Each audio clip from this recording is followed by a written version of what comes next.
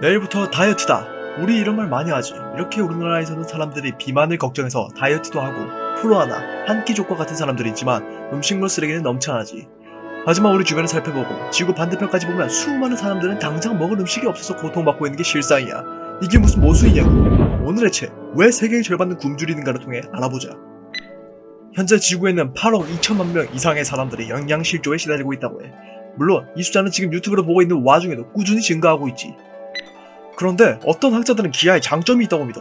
너무 많아진 인구로 인해 일어나는 각종 문제들을 기아가 없애준다고 말이지. 이게 뭔 타노스 같은 소리냐? 어이가 없어!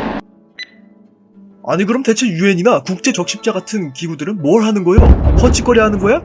그런데 정말 막장이야. 국가 내에서 서로 권력과 부를 차지하려는 내전, 자연재해, 불안한 치안, 심지어 그 나라가 인도적 지원을 거부하기도 하는 등 아주 복잡한 문제들이 거미줄처럼 얽혀있어.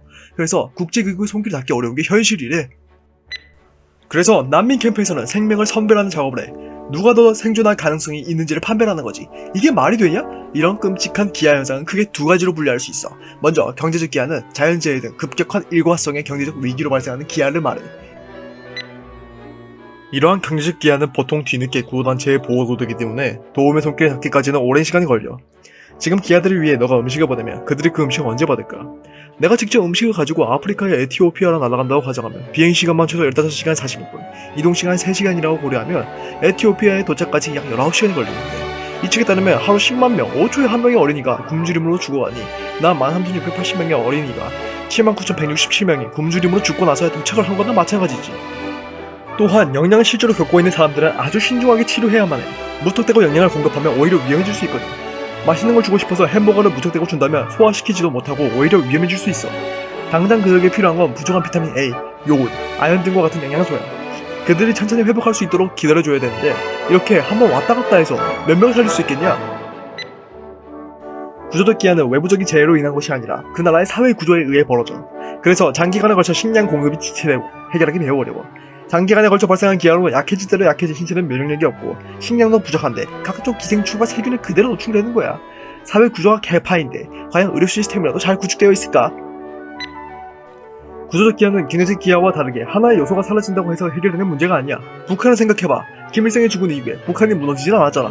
그대로 권력이 그의 아들 김정일, 김정은에게 세습되었지. 기아 문제도 마찬가지.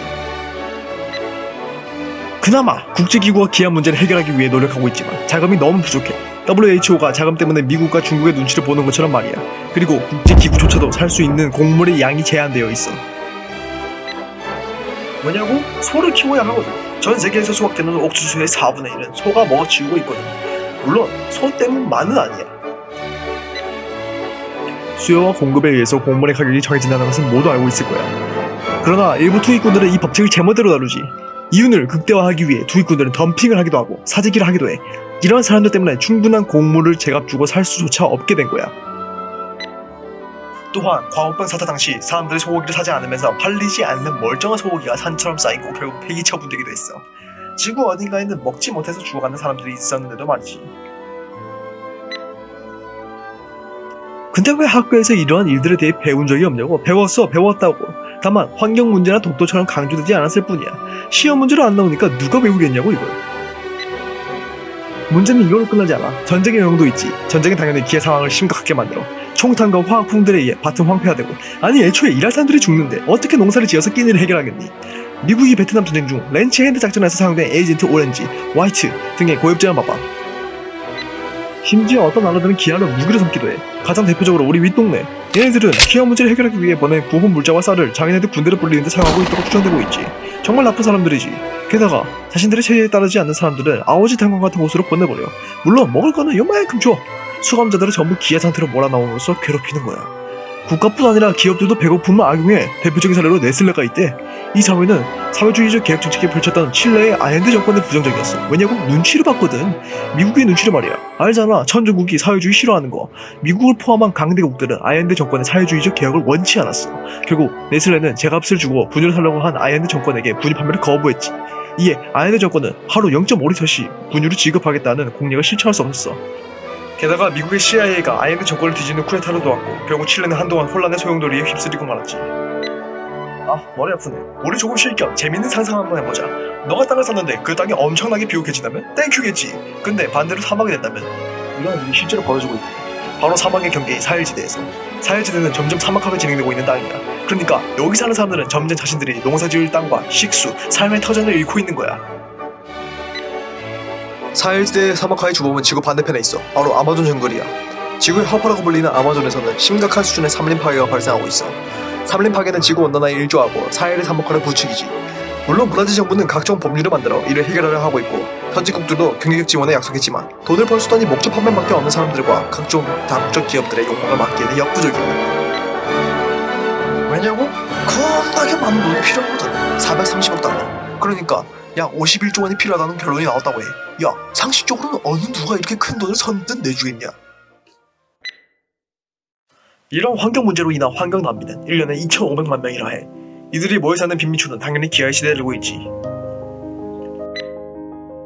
달리 갈 곳이 없는 이들은 도시 빈민촌에 모이는데, 이 빈민촌에는 각종 전염병이 퍼지기 좋은 최적의 장소라고. 기생충들 바글거려 죽기 딱 좋은 곳이야. 이러한 문제들을 해결하기 쉽지 않은 이유가 더 있어. 바로 식민지 정책이야. 이게 무슨 소리냐고? 맞아, 대부분의 식민지들은 1960년대 이후 독립했어. 하지만 그 상처는 아직까지 남아있어. 식민지 시절 만들어진 대규모 농장, 플랜테이션은 그냥 내다버릴 순 없잖아. 결국 자신들의 주식 대신 땅콩이나 커피콩만 재배하게 되면서 계속해서 벌채와 화전을 시행해왔지. 게다가 자신들의 배를 불리는 데만 관심이 있는 권력층은 자국민의 기업 문제에는 관심이 없기 때문에 해결의 기미가 보이지 않게 되었어. 물론 이러한 틀에서 벗어나려고 발버둥 치는 국가들도 있었어. 바로 부르키나파소라는 나라야. 부르키나파소는 과거에는 물론이고 지금도 가장 가난하고 무력한 나라들 중 하나인데다가 정확히 사헬지대에 자리 잡고 있어. 지리적으로 요충지도 아닌 자원도 하나 없는 이런 나라에 세계는 눈을 돌렸어. 자신들에게 도움이 되는 나라가 아니니까. 그럼에도 포기하지 않는 인물이 하나 있었어. 바로 부르키나파소의 상카라라는 사람이야. 상카라는 턱없이 많은 공무원을 줄이고 불합리한 인두스리 폐지에 세금을 줄였어. 이와 더불어 각종 개혁을 실행한 결과 부르키나파소는 4년 만에 식량을 자급자족하게 되었고 훨씬 자유롭고 정의로운 나라가 되어갔지. 하지만 일이 이렇게 쉽게 풀릴 리가 없지. 상카라가 플래그를 남겨 새 개발가가 39살에 죽었는데 나도 그때까지 살 수 있을까요? 그리고 38살에 기적같이 죽어버려. 왜 죽냐고?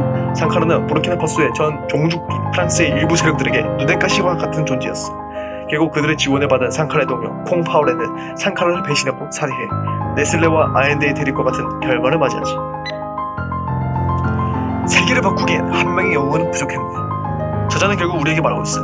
국민 자신들의 손으로 자신의 나라의 기반을 다지고 강력하고 자립적인 경제를 구축해야 한다고 말이야. 물가에 들어가서 물을 먹이는 것보다 물가를 찾을 수 있는 능력을 가르쳐주는 게 지속가능한 발전을 위한 토대잖아. 그걸 위해선 우리 모두가 힘을 합쳐서 관심을 가져야 해.